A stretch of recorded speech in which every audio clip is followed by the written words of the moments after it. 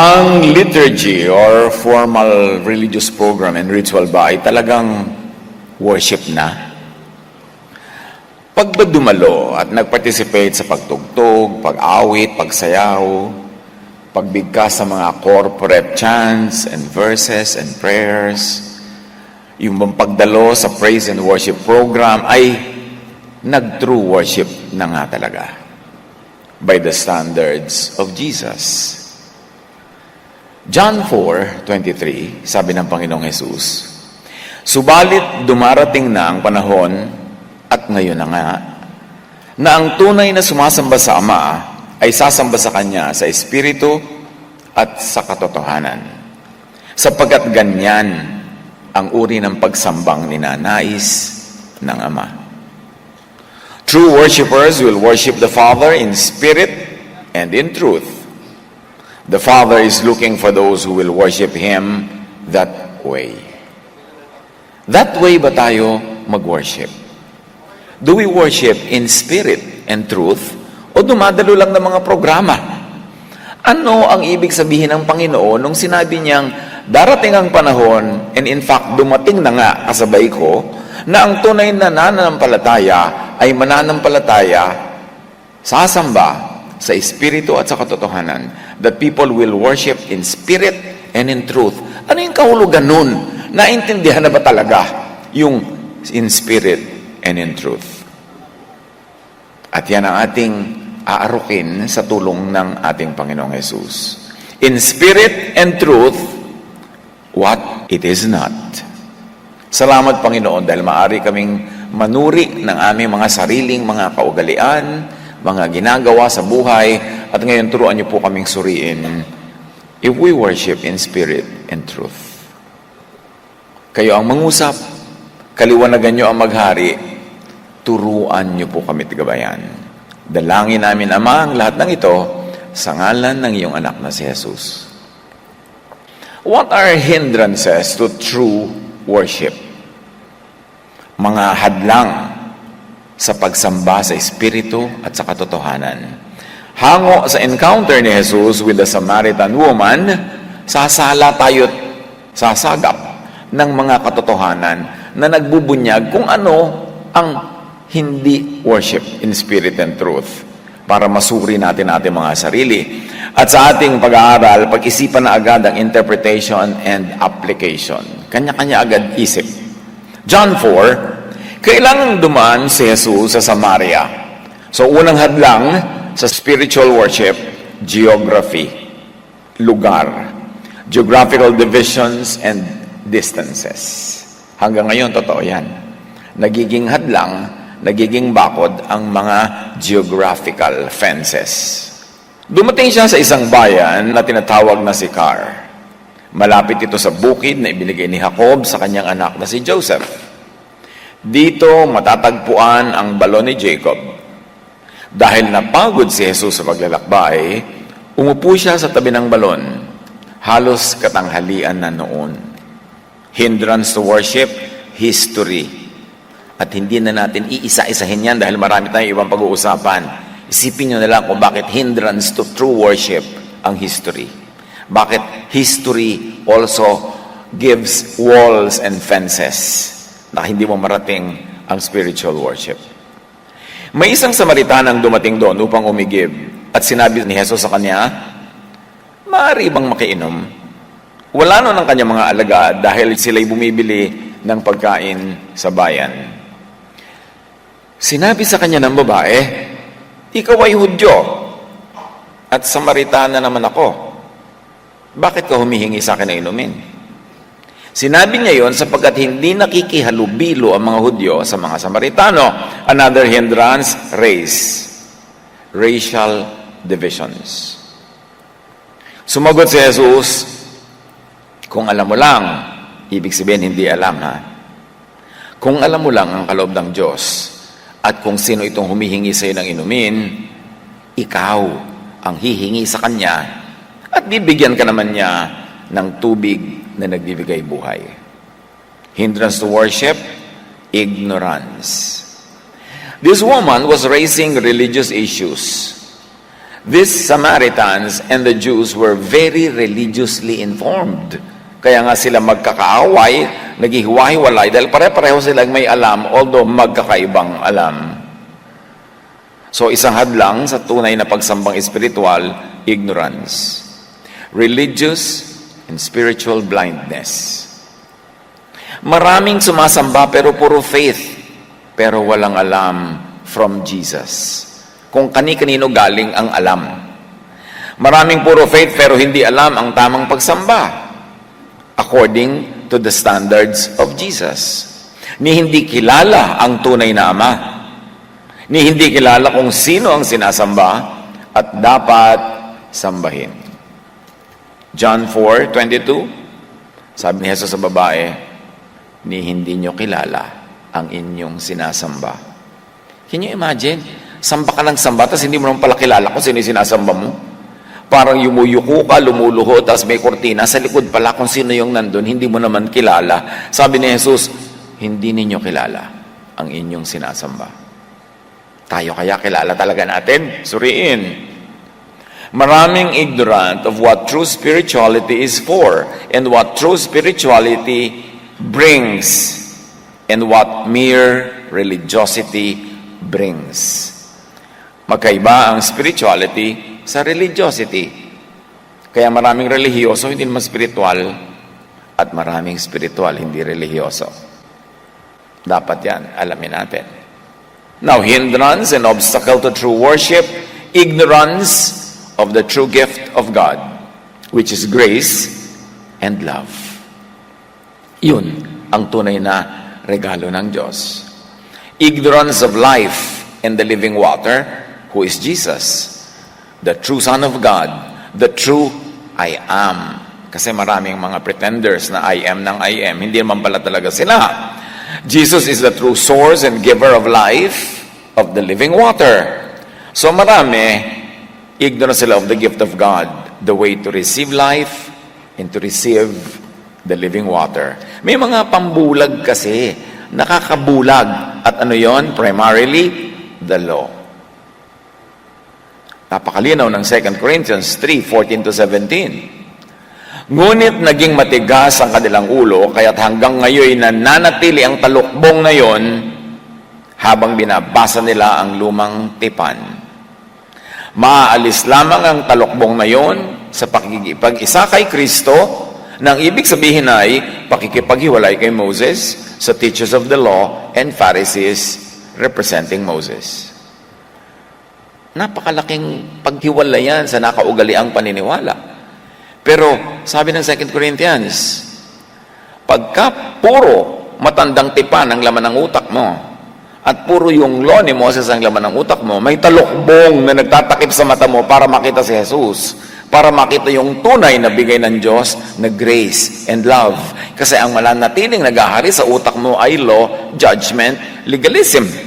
Magkakontra yon. At yung isa, tinatakpan ng mata para huwag makita yung isa. Si Jesus and the grace of God through Jesus, love and grace. Sa pagpapatuloy ng binabasa natin sa 2 Corinthians, hanggang ngayon, may talukbong pa ang kanilang isip tuwing binabasa nila ang mga aklat ni Moses. Corinthians ang may sabi niya na, dibdibin natin. Kasi parenthetically, pag nakakita kayo ng mga verses na aking binabasa, tapos may parenthesis at iba yung kulay sa loob, ibig sabihin, dagdag ko yon para pandagdag ng pangunawa. Pero hindi yun part of the verses. Only suggested reading and serving. So hanggang ngayon, may talukbong pa ang kanilang mga isip tuwing binabasa nila ang mga aklat ni Moses. Ang dapat basahin ay ang aklat ni Jesus. Yan ang sinasabi kong mga parenthetic sentences. Ngunit kapag lumapit ang tao sa Panginoon, naaalis ang talukbong. Ang Panginoong binabanggit dito ay ang Espiritu, at kung nasaan ang Espiritu ng Panginoon ay mayroong kalayaan. Ibig sabihin, freedom from the law, freedom from judgment, freedom from guilt and fear. At malalaman mo na natanggal na yung talukbong kung na-enjoy mo na, nauunawa at naipapamuhay yung kalayaan na yon.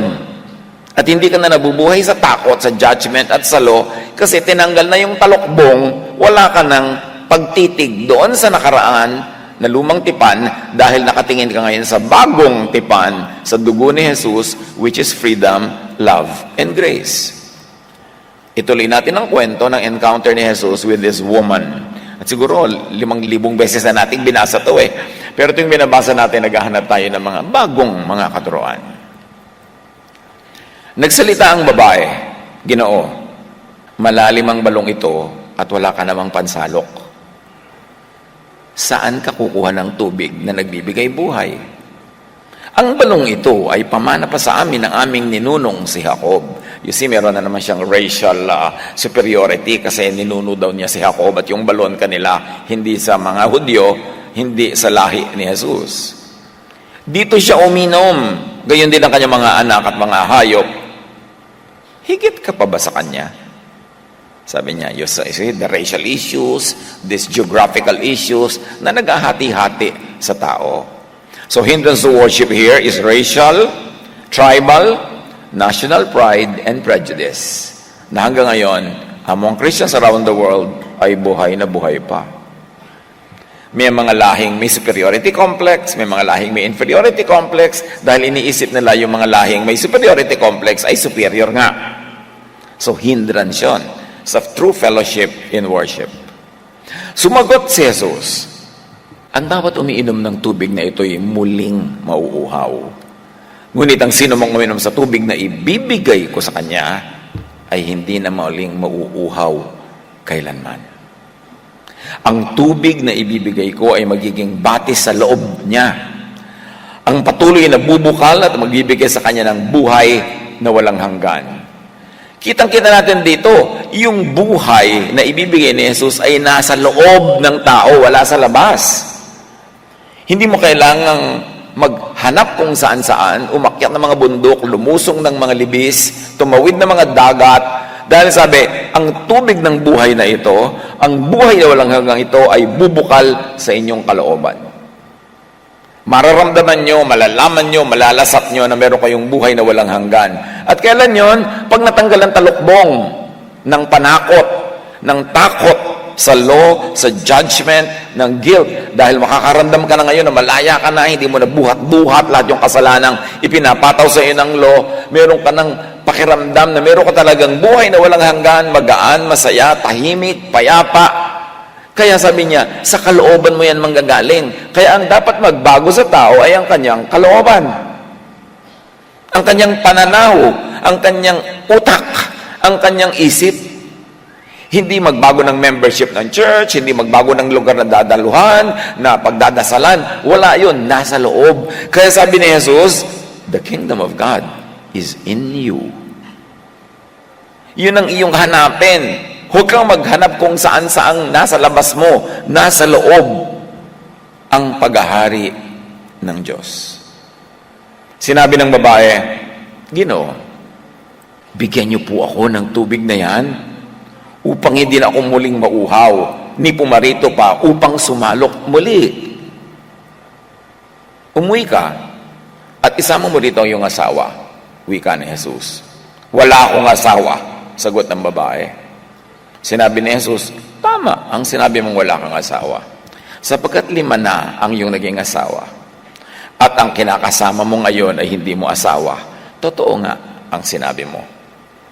Hindi siya hinusgahan, hindi siya pinagalitan, hindi siya kinutya. Nagpakilala lang si Jesus na hindi siya karaniwang tao. Na alam niya ang buhay ng babaeng ito. Dahil yung babae nagmamalaki pa eh. So parang sabi niya, teka, magkalinawan tayo kung sino ako para lumagay ka sa lugar at nang maintindihan mo ako. Alam ko ang nangyayari sa buhay mo, kilala kita. So Jesus reveals His super identity. Sinabi ng babae, Ginoo, palagay ko isa kayong propeta. Tama nga naman dahil bakit bilang ang mga nakasama na niya sa buhay. The woman comprehends na ang kausap niya ay di karaniwang tao. At dahil doon, handa na siya ngayong makinig. Hindi mag-lecture. Hindi ipagmalaking balon nila yon na apo siya ni Jacob. Dahil sinabi niyang, palagay ko isa kayong propeta. Meron akong matututunan sa inyo. And then she opens a very important topic. Dito sa bundok na ito, sumamba sa Diyos ang aming mga ninuno. Ngunit sinasabi niyo mga Hudyo, nasa Jerusalem lamang dapat sambahin ng Diyos. You see, geography. So tell me, Inglesera rin tong babae, so nag-i-English siya. So tell me, why is it that you Jews insist that Jerusalem is the only place of worship while we Samaritans claim it is here at Mount Gerizim? In sa Greek version, it is here on this mountain where our ancestors worshipped. Sabi niya, bueno. Isa kayong kakaiba at least propeta kayo. Paliwanag niyo nga sa akin ang issue na to. Bakit sinasabi niyo sa inyo lang, sa Jerusalem lang, sa temple lang, dapat sambahin ng Diyos? Kami naman, ang paliwanag sa amin ng mga ninuno namin, dito lang sa bundok namin, dito lang sa Gerizim. Ano ba talaga ang totoo? So the woman asks a timeless question. In response, Jesus defines true worship. Sinabi naman ni Jesus, maniwala ka sa akin. Darating ang panahon na sasambahin ninyo ang Ama, hindi sa bundok na ito, at hindi rin sa Jerusalem. At idinagdag ni Jesus, hindi ninyo kilala ang inyong sinasamba.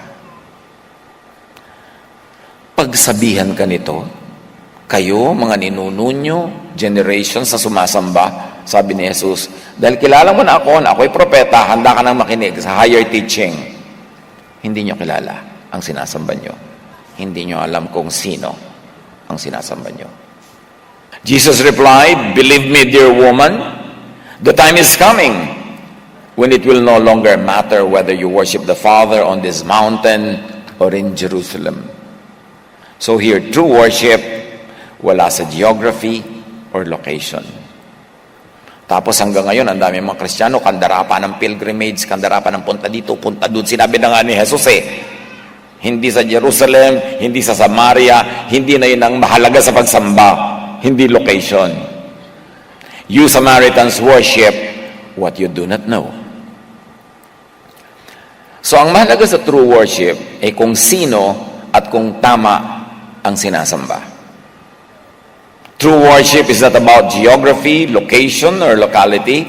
The true high God does not live in particular locations, mountains, not in Samaria, on Mount Gerizim, or in Jerusalem, or on Mount Zion.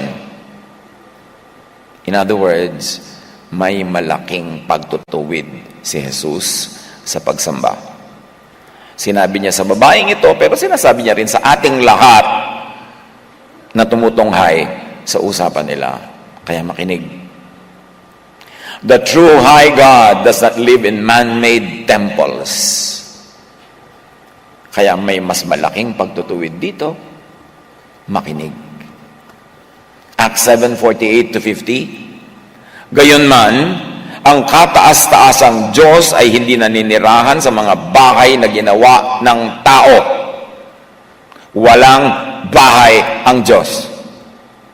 The Most High doesn't live in temples made by human hands. Sabi nga ng propeta, ang langit ang aking trono, sabi ng Panginoon, at ang lupa ang aking tuntungan. Anong uri ng bahay ang itatayo niyo para sa akin? O anong lugar ang pagpapahingahan ko? Hindi ba't ako ang gumawa ng lahat ng ito? Sino ang nagpagawa ng temple sa Jerusalem? Sino ang nakatira at nagtira sa temple sa Jerusalem?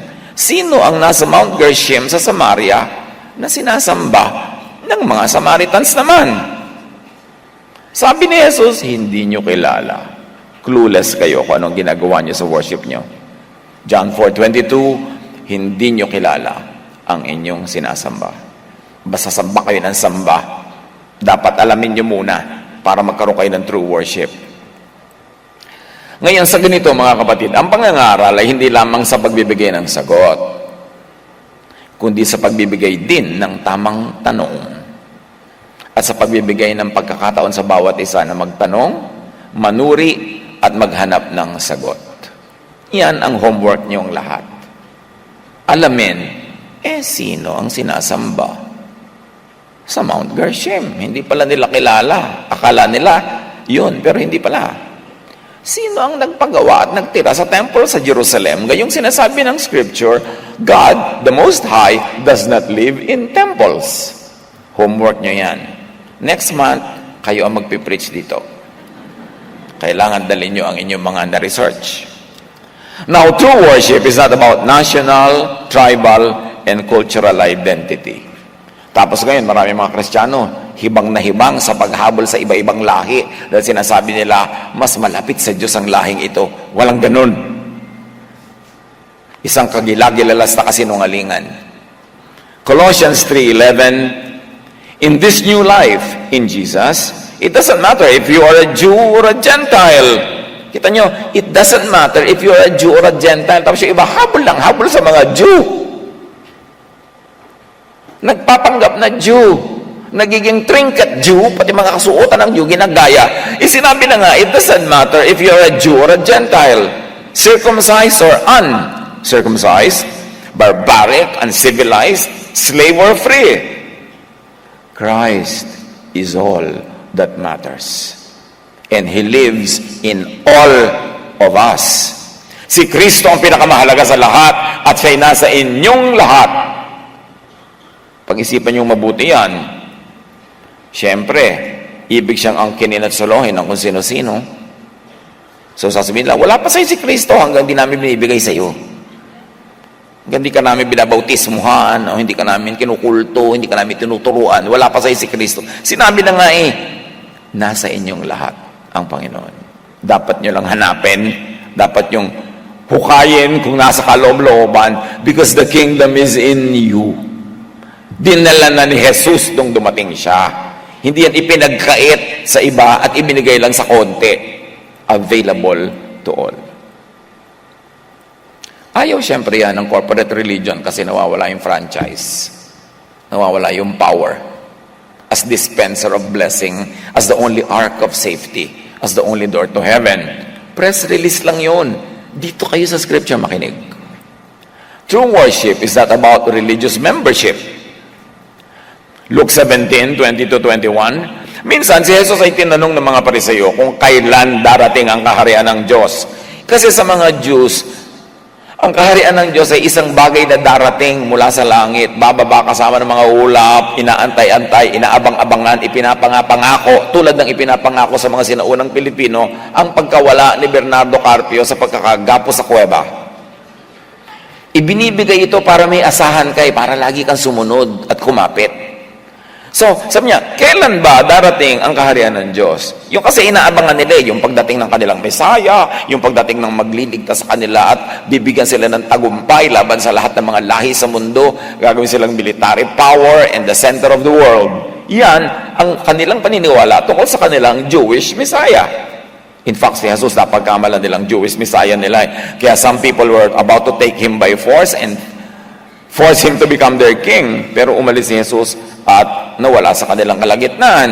Napagkamalan nila, pero nung lumaon nalaman nila, ay hindi ito ang Jewish Messiah. Kaya pinapatay nila. Because the Jewish Messiah is supposed to be a military leader, a political personality. At sabi ni Jesus, sabi sa kanya ni Pilato, ikaw ba ang king of the Jews? Sabi niya, no, my kingdom is not of this world. So hindi siya ang Jewish Messiah na magtatayo ng kingdom for Israel. Sabi ni Pilate, ay, harmless naman pala to sa rule ng Rome. Sabi niya, wala ako nakikita ang problema sa kanya. Wala siya kasalanan. So, pawala natin. Kasi nga, sa Rome, ang tunay na threat ay yung King of the Jews, the Jewish Messiah, who was going to lead them politically and militarily against any foreign power and at the time, against Rome. Balik tayo.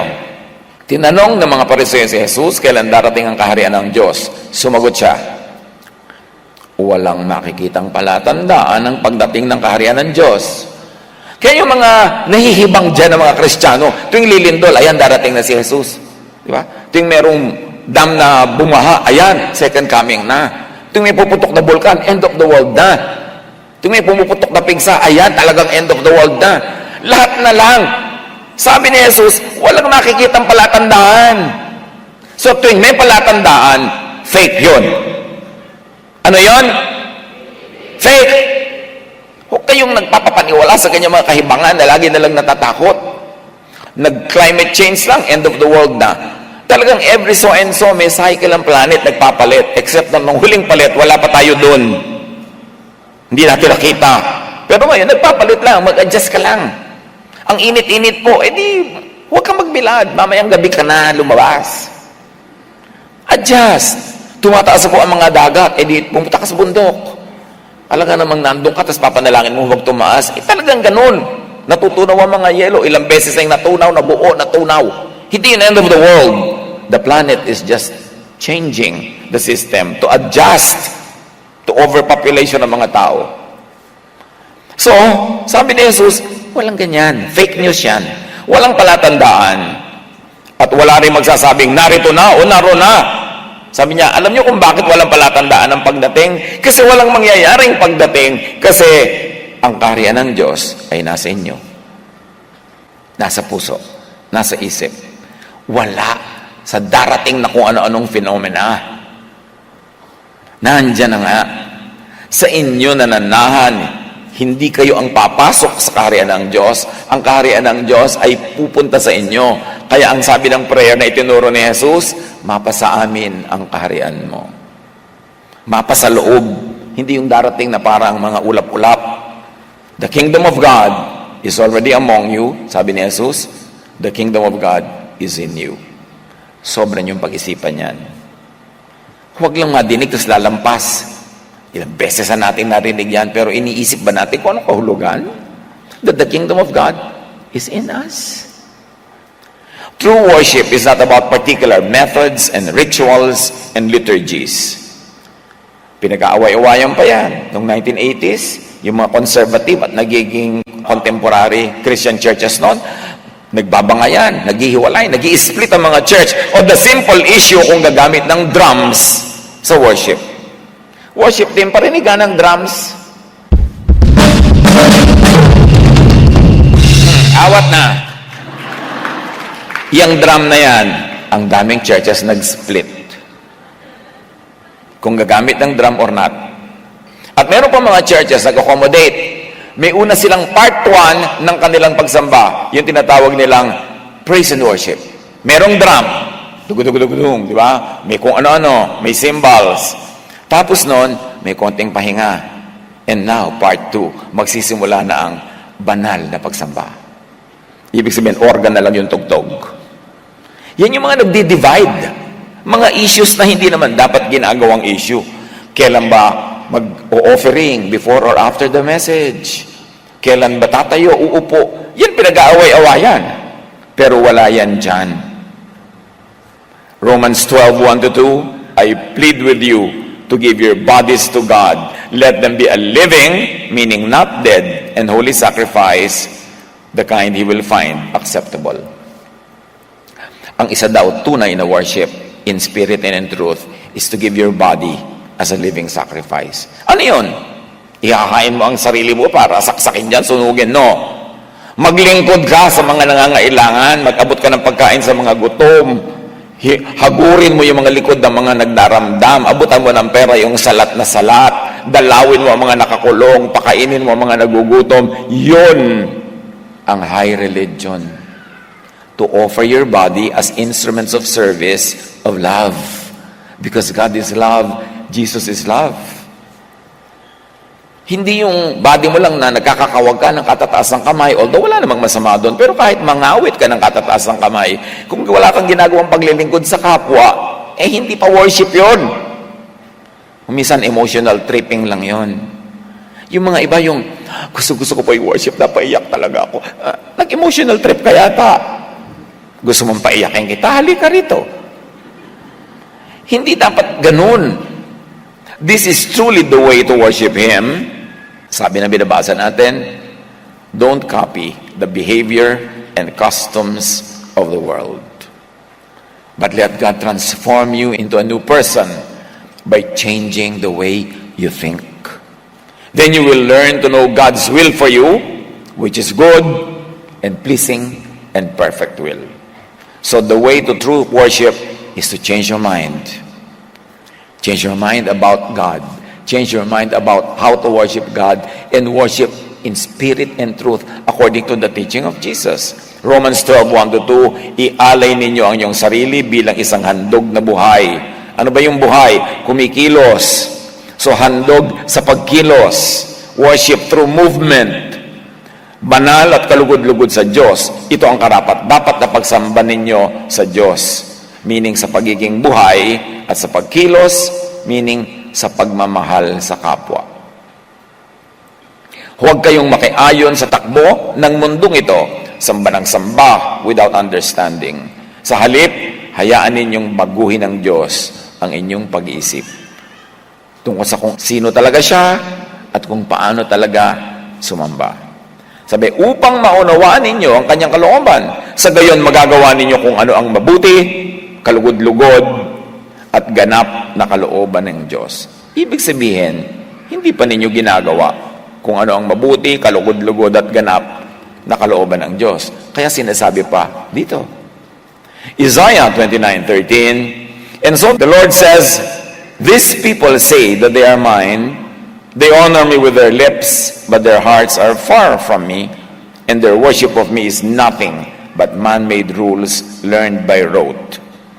Kabisote lang ang worship nila.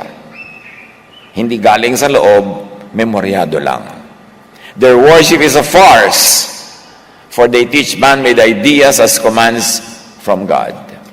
Obviously, the one speaking here is the Most High God, Elyon, because all of these characters, yung mga ayaw niya ng mga ganung-ganung drama, yung gusto niya yung taus-puso at mapagpakumbabang pagsamba, are all the teachings of the Most High God, Elyon. True worship is not about the verbal and ceremonial offering of praises. The Most High God is not egotistical. The Most High God does not seek praises. Kaya sabi ni Jesus, hindi nyo kilala kung sino sinasamba nyo na ang hilig-hilig magpa-praise. Hosea 6:6, I want you to show love, not offer sacrifices. I want you to know me more than I want burnt offerings. So the Most High God does not want burnt offerings.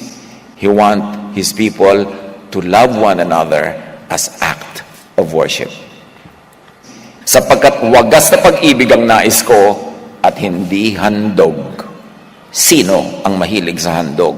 Kaya sabi ni Jesus, hindi nyo kilala ang sinasamba nyo. Sapagkat wagas na pag-ibig ang nais ko at hindi handog, pagkilala sa Diyos sa halip na handog na sinusunog. At napakalinaw nang sabi ni Jesus sa John 5:41-42, I do not accept glory from human beings. Hindi ko kailangang purihin ako ng purihin. Hindi ako yan. But I know you. I know that you do not have the love of God in your hearts. Hindi ako naghahangad ng parangal ng tao. Subalit kilala ko kayo. Alam kong wala kayong pag-ibig sa Diyos. Puro kayo papuri ng papuri.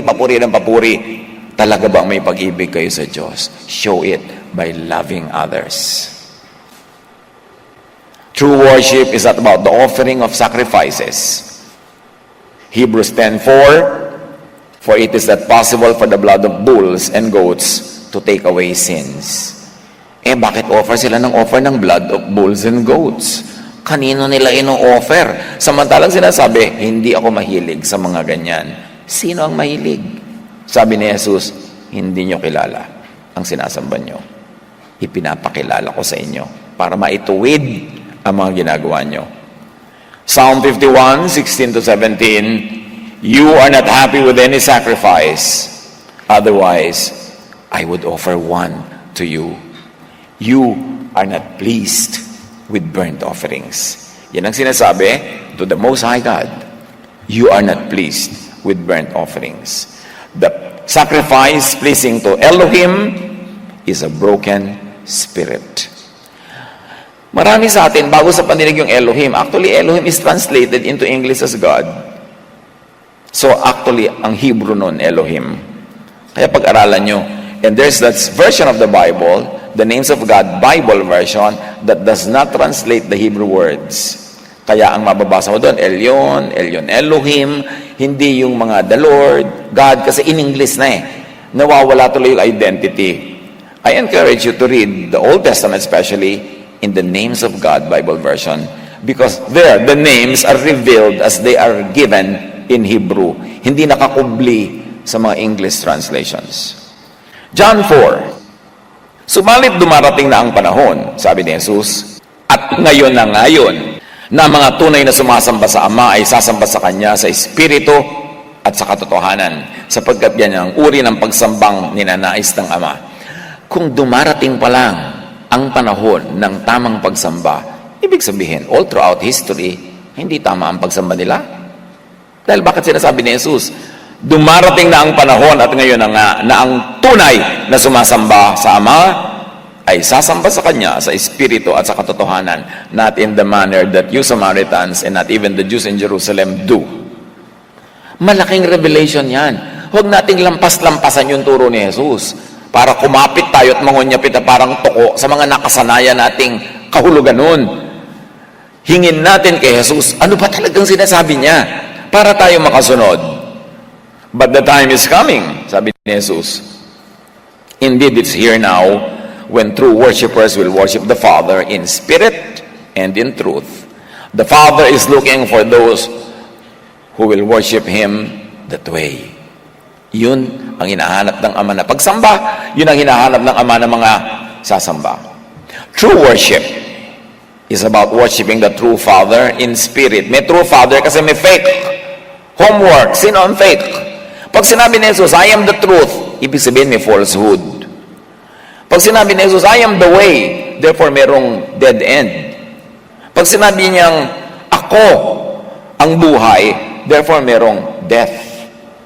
Laging may tinutumbok ang sinasabi ni Jesus, parang echo yan, parang nananalamin, merong reflection.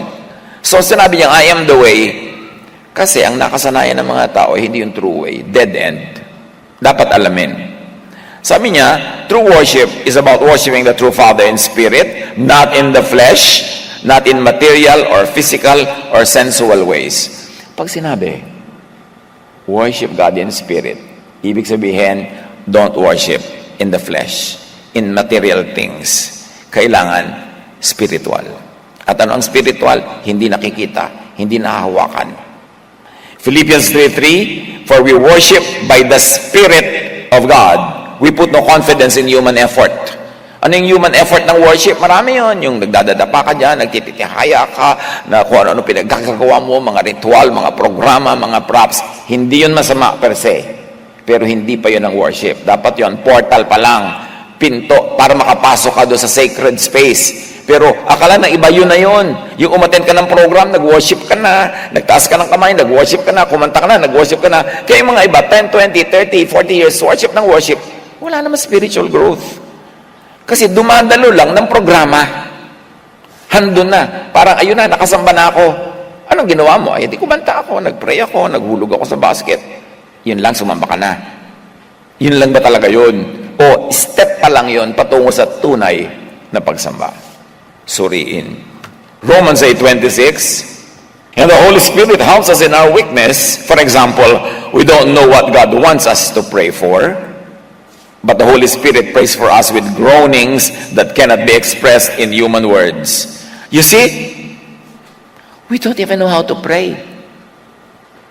Tinutulungan tayo ng Espiritu sa ating kahinaan sapagkat hindi tayo marunong manalangin ng nararapat. Kaya ang Espiritu ang namamagitan para sa atin at dumaraing sa paraang hindi natin kayang sambitin. So nagpray ka ng nagpray, 10 paragraphs, 10 chapters, ang haba. Sabi nga hindi naman tayo marunong magdasal. Spirit dapat na nagdarasal para sa atin. Kasi hindi naman natin alam talaga kung ano ang kalooban ng Diyos. Alam niyo ng Espiritu. At yung Espiritu pwede tayong turuan. In fact, pwede yung manalangin for us in our behalf with words too deep, with groans too deep for human words. Kaya sabi ni Jesus, huwag niyong akalain na pag marami kayong dasal, maraming salita, nagdasal na nga kayo. Pagans do that. Pero ang mga tunay na nananalig sa Diyos, hindi dinadaan yan sa salita o sa dami ng salita. Kaya sabi ni Jesus, when you pray, go to your room, close the door, and you can be alone, and the Holy Spirit can be alone with you, and you can interact with God in a very personal way. Kasi kung ang dami-dami yung nagdadasal together, may prayer leader, nakalista pa yung mga idadasal, di prayer with words yun. Human agenda. Hindi yun masama, ang group prayer, no? Very powerful yan. Pero hindi yun ang end. Hindi ko man nagtipon-tipon kayo sa luneta, nagdasal kayo doon sabay-sabay, may mga kung ano mga programa, nagdasal na nga kayo. Although pwedeng maging springboard yon ng tunay na dasal, pero hindi pa yon ang dasal. Ang daming itinuro sa Jesus, sinutuwid niya yung mga practices sa mga tao. Pero ang nangyari, nung pumunta na si Jesus sa langit, nag-backslide ang church, bumalik sa mga dating gawi. And usually, gawi ng mga Jews. Yun uli ang namayani. Sabi niya, Matthew 6:6, kapag mananalangin ka, pumasok ka sa iyong silid at isara mo ang pinto, saka ka manalangin sa iyong ama na hindi mo nakikita. At yung ama na nakakakita ng ginagawa mo ng lihim, ang siyang magbibigay sa iyo ng gantimpala. Tapos ang hilig-hilig ng mga Kristiyano mag-pray sa mga public places, ang dami-daming tao, may mga sponsor pa, may mga commercial pa. Tapos hindi naman talaga prayer, political rally. Yung pala may mga patatamaan, may mga patututsadahan. Ba't ka pa sumali dun? Sinabi na nga ni Jesus, pumasok ka sa kwarto mo at magkulong ka. Sumusunod ka or not? Magkalinawan tayo. Mahalaga ang public prayer, ha? Mahalaga ang group prayer. Pero hindi yun ang lahat-lahat. Dapat yun, step 1 lang, patungo sa true spiritual prayer. At hindi dapat nawawala yung personal, private prayer, kung saan nagkakasarilinan kayo ng Espiritu ng Diyos. Kung saan malaya ka, at hindi ka controlled ng program, hindi ka controlled ng mga, anong dapat ipag-pray, anong hindi dapat ipag-pray. Malaya yung Espiritu. Kasi pag matao, malamang nagiging performance ang prayer. Kaya mga iba, ma-assign sila mag-pray. Pastor, ano po kayo pagpe-pray ko para magandang pakinggan? Ba't naman kailangan magandang pakinggan? Siyempre naman po, may audience, kailangan naman impressive. Ba't di ka nila magsayaw? Kasi gusto mo pala magpa-impress. Hindi ka pa pwedeng manalangin mula sa puso. Kailangan mo lagyan ng script para sigurado kang correct ang grammar, agree ang subject and predicate mo, at profound, blah, blah, blah. Kaya mga iba magpe-pray. Ang tunay na boses nila ganito, mga kapatid, tayo na pong kumain. Pero pag mag-pray, Panginoon, performance, nangongongo. No? At kaya, mahalaga ang personal prayer. Itinutuwid ni Jesus. True worship is about worshiping the Father, the Most High, not by set and formal rituals and formulas and liturgies and programs. Matthew 6:5-6, when you pray, don't be like the hypocrites who love to pray publicly on street corners and in the synagogues where everyone can see them. Mark 12:33, and I know it is important to love Him with all my heart and all my understanding and all my strength, and to love my neighbor as myself. Listen, church, this is more important than to offer all the burnt offerings and sacrifices.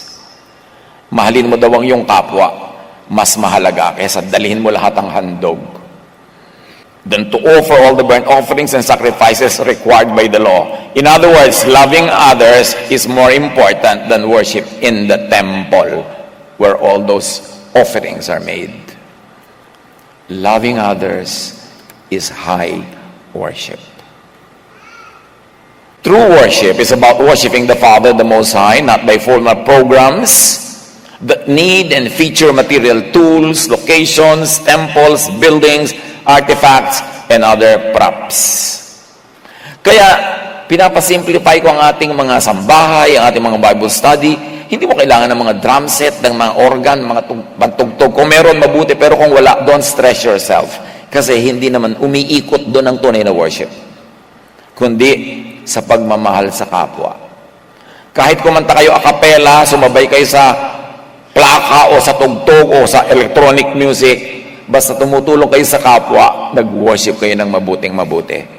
Pero kung may organ nga kayo na 10 million pesos, ang ganda-ganda nga ng hall ninyo, tapos hindi naman kayo tumutulong sa kapwa, walang worship na naganap, umattend lang kayo ng program.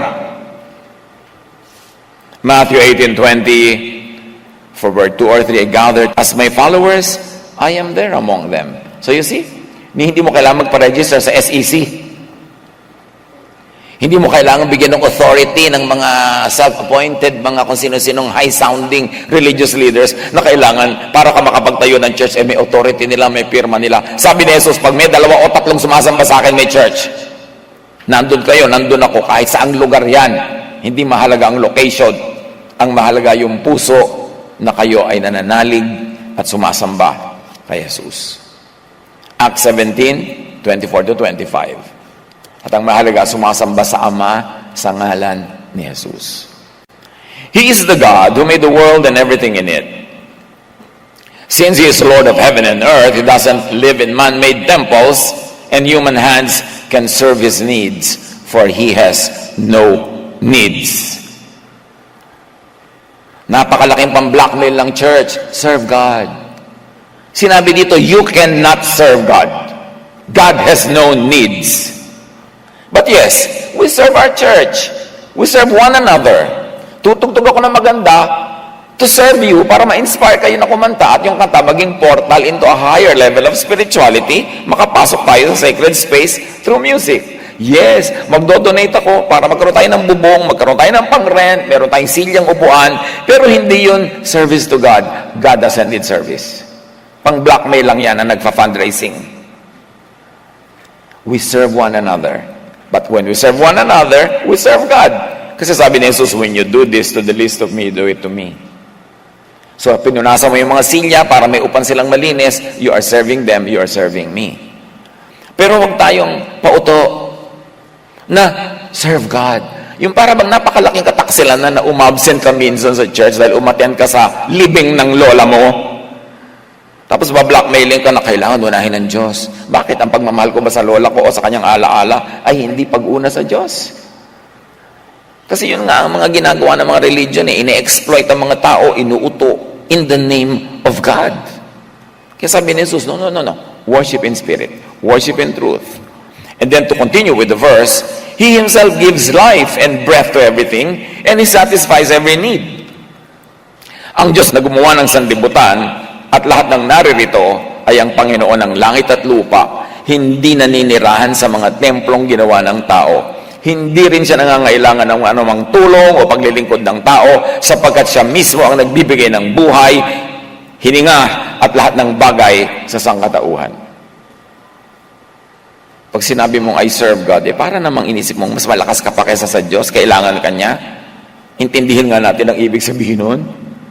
God gives us everything we need. Tapos, ang laging iuukil-kil ng mga relihiyon, serve, serve, serve. It is not the Most High who demands service. Sino ba ang mahilig na servant siya? Again, homework, pag-aralan nyo. Kasi sabi ni Jesus, you do not even know who you worship or who you serve. At sabi ni Jesus, even the Son of Man came not to be served, but to serve. Siya rin. Hindi siya humingi ng paglilingkod. Ang ngayon, it is a contrast dahil may mga religious figures na laging humihingi ng paglilingkod. Sabi ni Jesus, not me, not even I. I came to serve, not to be served. True worship is about worshiping the Father, the Most High, not only by formal programs that need feature human leaders and mediations and mediators. Sumusobrang naging person-centered ang religious activity. Kaya natin dine-decentralize ang lahat. One of the reasons why we do sambahay worship 3 Sundays a month and one only here is to decentralize it, to take the attention away from me para ang mga iba nating pastors can lead and teach and can grow in the ministry. Because as they say, nothing grows in the shadow of a big tree. Pagka lagi ang laki-laking bulwagan, paano madedevelop ang mga iba?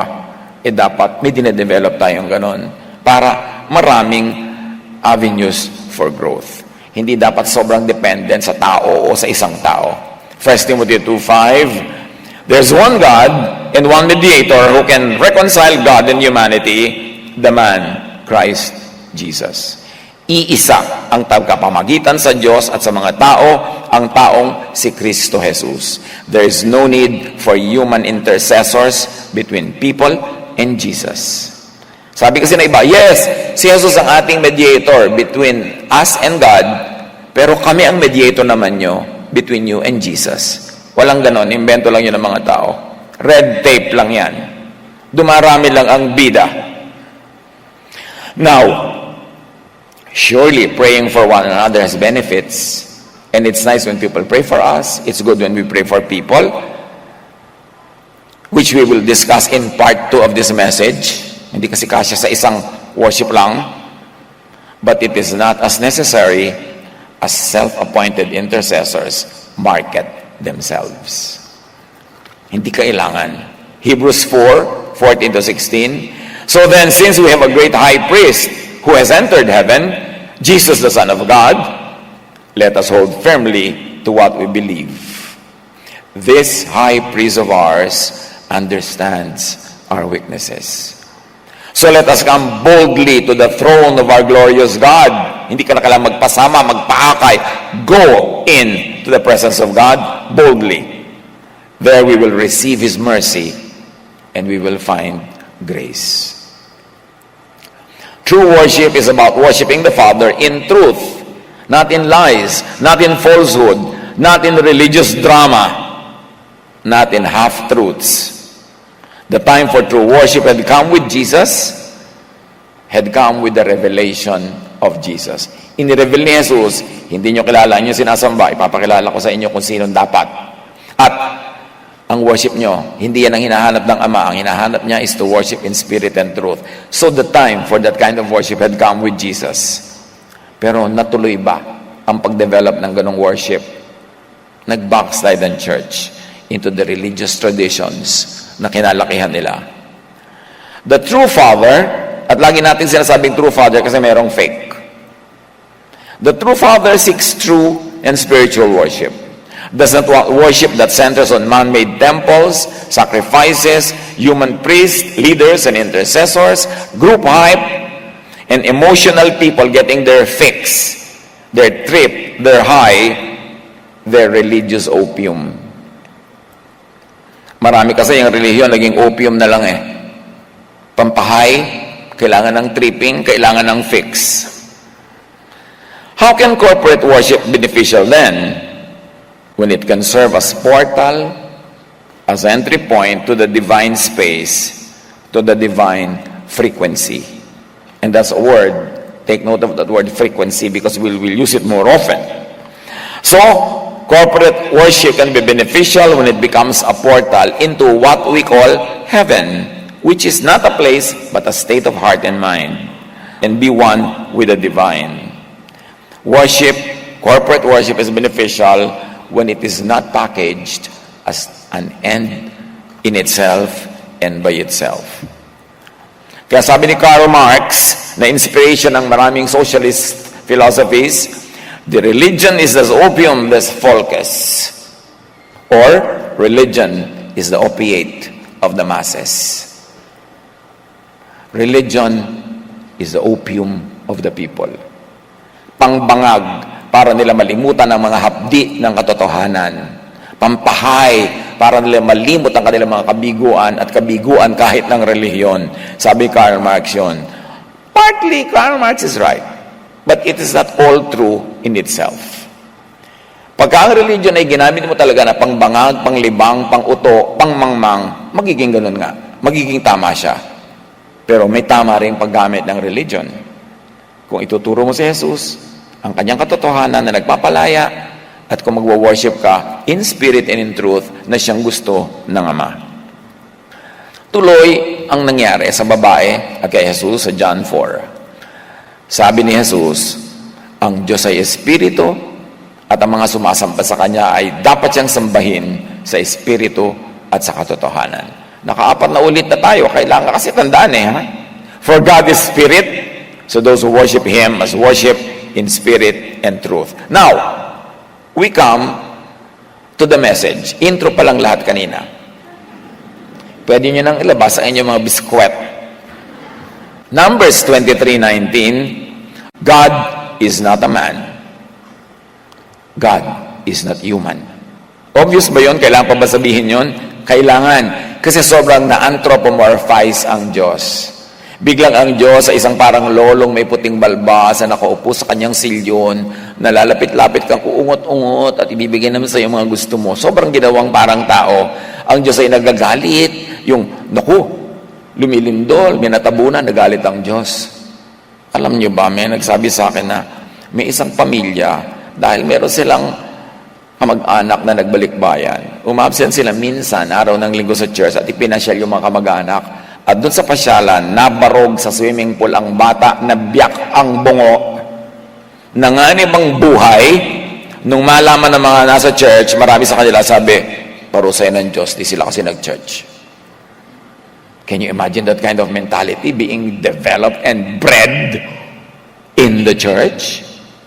So, ang Diyos ay nagalit, nagtampo, hindi ka nagsimba, sabi, maibarog ang ulo ng batang ito at mabasag. Ganon? Pagkabakit naman po, inihingi ko pumasa ako sa board, hindi ako pumasa, nagtatampo na po ako sa inyo. Tinatrato natin ng Diyos sa parang tao. God is not a man. God is spirit. Not human, not physical, not material. Pakaisipin nyo yun. Palayain nyo ang Diyos mula sa imahen na ginawa ng relihiyon. Kinulong ang Espiritu ng Diyos sa loob ng mga imahen na tumutugma sa mga gusto at hilig ng tao. Na ginagawa natin ng Diyos kuminsan na parang kapwa-tao. Hindi siya tao. Imagine, think of God as spirit. Madali pa yon kasi sanay na tayo sa spirit, spirit, spirit. Pero, kung hindi siya tao, hindi siya material existence, imagine and think of God as thought wave, as frequency, vibration, as energy. Bago kayo mag-nosebleed, magdahan-dahan kayo. Mag-isip lang kayo. Kung ayaw nyo mamaya, di wag, pero isipin nyo muna.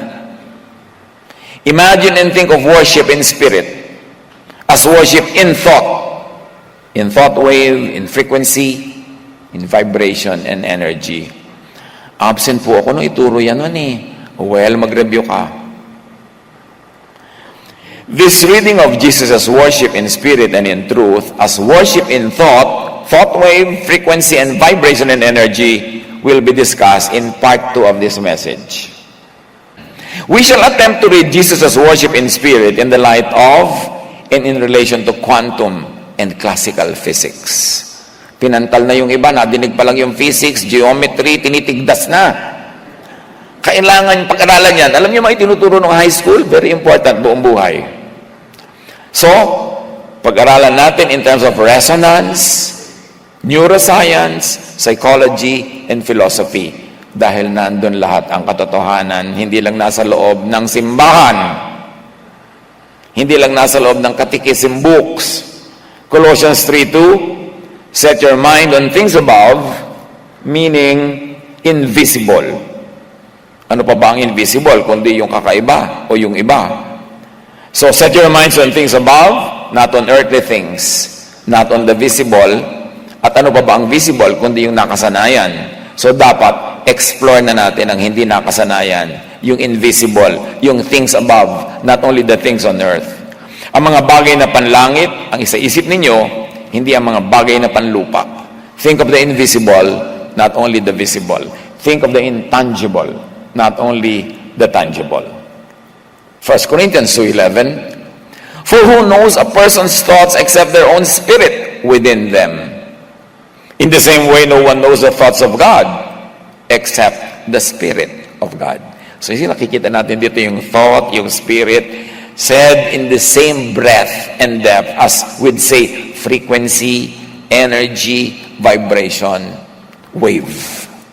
The way to worship, to connect with God, is to be one with God in spirit, meaning in thought, in vibration, in frequency, in resonance. As dagdag and necessary na susundan ng mga more conventional acts of worship. Kaya sabi natin, yung mga pagkanta, pag-awit, pagdarasal, pagsasama-sama, dapat yon step yon towards a higher kind of fellowship with the divine. God and the Holy Spirit have certain vibrations. You have certain vibrations, and everything around you has certain vibrations. If we align our vibrations to God's, amazing things begin to happen. At ayan ang reference. Snapshot nyo para pwede nyong balik-balikan at pag-aralan. Yan ang sabi dyan. True worship in spirit is aligning with God's spirit or God's vibration. Kasi na yung word na spirit gas-gas na, hindi na natin nakikitaan ng meaning yan Basta hindi body, hindi physical spirit. So, God vibration. John 4:24, so those who worship Him must worship in spirit, meaning not human, not physical and material ways, and it can be thought wave, frequency, vibration, energy. John 4, ang Diyos ay Espiritu, at ang mga sumasamba sa Kanya ay dapat siyang sambahin sa Espiritu at katotohanan. So imagine, equate worship and prayer with quantum physics, yung necessary development ng classical physics. According to science, everything is connected. Energy is eternal, and consciousness is dynamic. Anong conclusion and application nito? Prayer has real power. So then, get us wrong. Mabuti yung group prayer, mabuti yung mga nagpe-pray kayo together, kaya lang hindi dapat yun ang end. Beginning pa lang dapat yun. No? So equate prayer with quantums, observation, and tunneling. And in the previous months, we have discussed observation and tunneling already in line with prayer. That prayer, ang equivalent niya sa quantum is observation and tunneling. What are we saying here? That the most important universal truths in creation are said in religious terms, but are also now explained in scientific terms. Hindi yan magkakontra, magka-agree. Dapat lang pareho mong unawain para makita mo na nag-agree sila. And as we always say, science could be God's last prophet. Na ang talaga magpapaliwanag ng mga hiwaga ng Diyos, hindi mga religious gobbledygook, kundi science. Na lingkod ng Diyos ang science, hindi kuno laban ng science sa Diyos. Yung mga relihiyoso lang, kinakalaban yung science, kasi nawawala yung power nila to be the sole dispenser of truth. Pero mahalaga, mag-search in spirit and truth. Balik sa kwento ng babae. Sinabi ng babae, nalalaman ko pong darating ang Mesiyas, ang tinatawag na Kristo. Pagdating niya, siya ay magpapahayag sa amin ng lahat ng bagay. Sumagot si Jesus, akong kausap mo ngayon ang iyong tinutukoy. Then Jesus told her, I am that Messiah. Not the Jewish Messiah, but that true Messiah. The I am is here. I am the Lord. I am the one speaking to you. Iniwan ng babae ang kanyang banga. Bumalik sa bayan at sinabi sa mga taga roon, halika kayo, tingnan ninyo nga, taong nagsabi sa akin ng lahat ng ginawa ko. So you see, it was important for Jesus to tell the woman that I know you and I know what's happening in your life. Yun ang naging kapitan niya para maniwala siya kay Jesus. Sabi, tingnan nyo ang taong nagsabi sa akin ng lahat ng ginawa ko. Siya na kaya ang Kristo? Kaya't lumabas ng bayan ng mga tao at nagpunta kay Jesus. So na-solve yung gender divisions and gender issues. This time, the woman became the prophetess. She became the one who declared truth. She was the one who preached Jesus to the people. Tapos ngayon, pagbabawalan ng mga Pharisaic churches ang women to speak. Nag-backslide na naman sila sa law. Now, Jesus crossed and broke geographical, racial, social, gender divides. Tapos even Jesus' followers backslid to so much Mosesness and Pharisainess, even and especially on gender and dietary issues. But that is another topic. Jesus does the work of teaching about true worship. He corrected many false forms of worship which were prevalent at His time. Mark 7, 6-7, sinagot sila ni Jesus, mga mapagkunwari, tama nga ang sinabi ni Isaiah tungkol sa inyo ng kanyang isulat. ang paggalang sa akin ng bayang ito ay pakunwari lamang, sapagkat ito'y sa bibig at hindi sa puso bumubukal. Walang kabuluhan ang kanilang pagsamba. So you see, kaya sabi ni Jesus, you should worship in spirit and truth. Sapagkat itinuturo nilang galing sa Diyos ang kanilang mga utos. Let me pause here a while, mga kapatid, para sa isang kapaki-pakinabang na application. Kung ang daming nagtatali, gumagapos, nagkukulong sa inyo, pumipigil sa inyo na ma-develop, lumigaya, sumaya, suriin nyo muna, baka yun ay mga imbentong utos ng relihiyon na sabi nila utos ng Diyos. Huwag niyong sayangin ang inyong buhay, biguin ang lahat ng inyong mga pangarap, sikilin ang lahat ng inyong damdamin sa pagsunod sa mga utos ng relihiyon na sinabi ni Jesus, marami dyan, utos lang nila. Sinasabi nila, utos ng Diyos. Manuri muna kayo bago kayo mag-sacrifice. Sayang ang maiksing buhay. Sabi ni Jesus, I came that you might have life and have it to the full. Pero kung makikinig ka sa religion, lalo sa Pharisaic religion, sabi niya, hindi, magdusa ka, maghirap ka dito, sa langit ka nalang bumawi. Hindi yun ang utos ni Jesus. Sabi niya, mapasa amin ang kaharian mo. Ngayon na, dumating na yung kapayapaan, yung kapunuan, yung kaligayahan, kasiyahan, dumating na. Huwag na namin hintayin mamatay pa kami para namin maranasan ang pagpapala ng Diyos. Pero ay tinuturo ng maraming religion, magtiis ka na lang, sa langit ka bumawi. Pang-uto lang yun. Huwag kayong pauto. Suriin nyo ang lahat ng pumipigil sa inyo para maging ganap, maging buo, maging masaya. Baka hindi naman talaga Diyos. Kasi si Jesus, isa lang ang iniwan niyang command. Love. Importante. At sabi ni Nikola Tesla, if you want to find the secrets of the universe, think in terms of energy, frequency, and vibration. And I invite you to think of God also in these terms. Kasi God is not a man. Hindi siya tao. Hindi siya physical. So dapat spiritual. And spiritual can mean vibration, frequency, energy, wave. Philippians 2:13, that energy is God's energy. An energy deep within you. God Himself willing and working at what will give Him the most pleasure. At the heart of the universe is a steady, insistent beat. The sound of cycles in sync. Synchronized yan. These feats of synchrony occur spontaneously, almost as if nature has an eerie yearning for order. At yan sa babada naman ang reference. Kung gusto nyo, sundan nyo yan. Pag-aralan nyo pa, window lang yan eh. Marami pang laman na iba. Back to John 4. Maraming Samaritano sa bayang yun ang naniwala kay Jesus dahil sa patotoo ng babae. Sinabi niya sa akin ang lahat ng aking ginawa. Kaya pumunta sila kay Jesus at nakiusap na tumigil muna siya ron. At tumigil nga siya ron sa loob ng 2 araw. Can you imagine? He was invited by the Samaritans to stay for 2 days. At marami pang sumampalataya nang mapakinggan siya. Pagkatapos sinabi nila sa babae, naniniwala kami ngayon, hindi na dahil sa sinabi mo, kundi dahil sa narinig namin sa Kanya. Alam na namin siya ang tagapagligtas ng sangkatauhan.